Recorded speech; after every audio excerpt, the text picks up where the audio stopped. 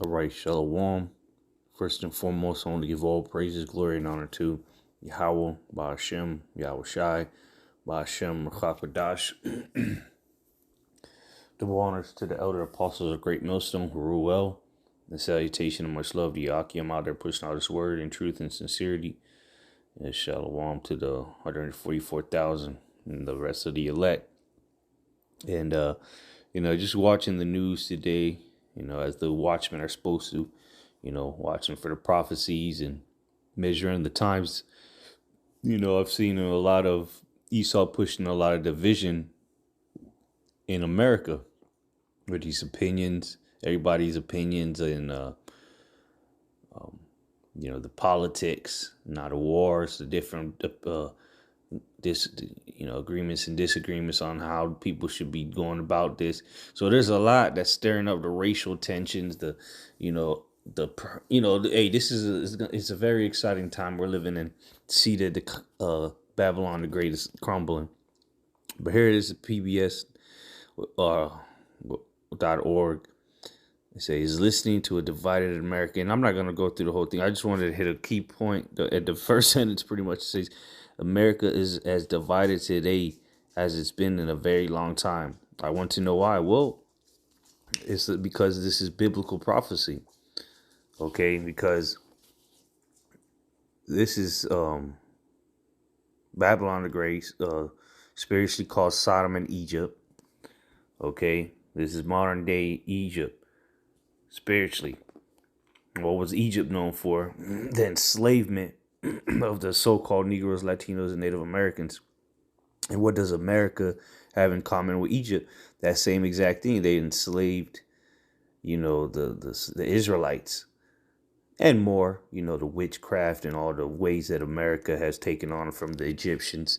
But, that's one of the main points, having the slaves, all right?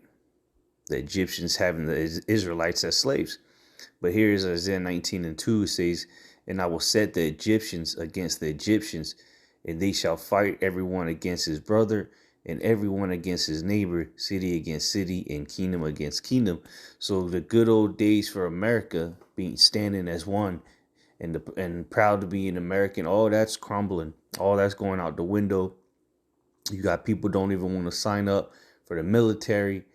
Okay, you got people just rioting amongst each other because there's so many different nations here. So it's just a mixing pot of just something really ready to explode at any moment. If you go to these different countries, for the most part, they're their own people. You go to Saudi Arabia, the majority of the people you're going to run into are from Saudi Arabia. You go to China, the majority of the people you run into are from China. But you come here to America and you're going to meet people from everywhere, and that's part of the division. But even amongst Esau himself, he's divided. Okay. And soon it's going to be all out chaos in the streets because of this. Because Esau is going to put so much pressure on the people that they're going to start to revolt, which we'll get that in a second. What was it? Kingdom. Oh, okay, I know what I was gonna get. Satan divided. Okay, get the one in Luke. It says Luke 11:17. But he, knowing their thoughts, and said unto them, every kingdom divided against itself is brought to desolation. And again, America's divided, and they were about to go to World War III. How can you fight a war and you're in civil war yourself? It's going to be tough for you Americans, bro. It says every kingdom divided against itself is brought to desolation, and a house divided against a house falleth. If Satan also be divided against himself, how shall his kingdom stand? Because ye say that I cast out devils through Beelzebub. But that's the point. All right, Esau, Satan, all right, he's divided not only here in America, but amongst themselves as elites.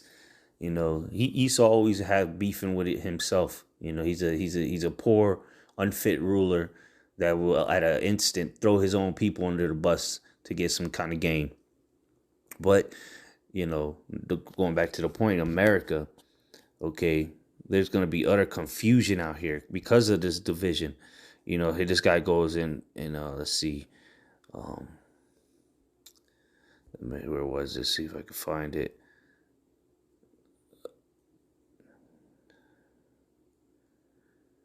Right. Well, he going into a lot of the political stuff that causes division. But he says here, for the past decade and more, it's becoming clear politics has been generating deeper divides. Yeah, and it's super deep now. All right, especially with this last presidential race, and now this one is coming up. If it even happens, we'll see. But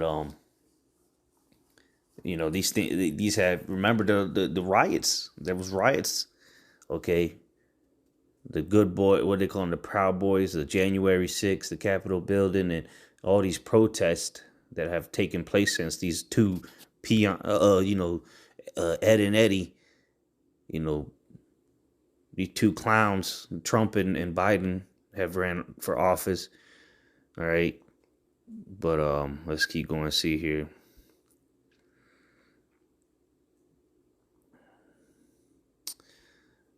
And now with this whole Israel thing, there's a pro-Israel, pro-Palestine, or if you don't pick a side, you're the problem.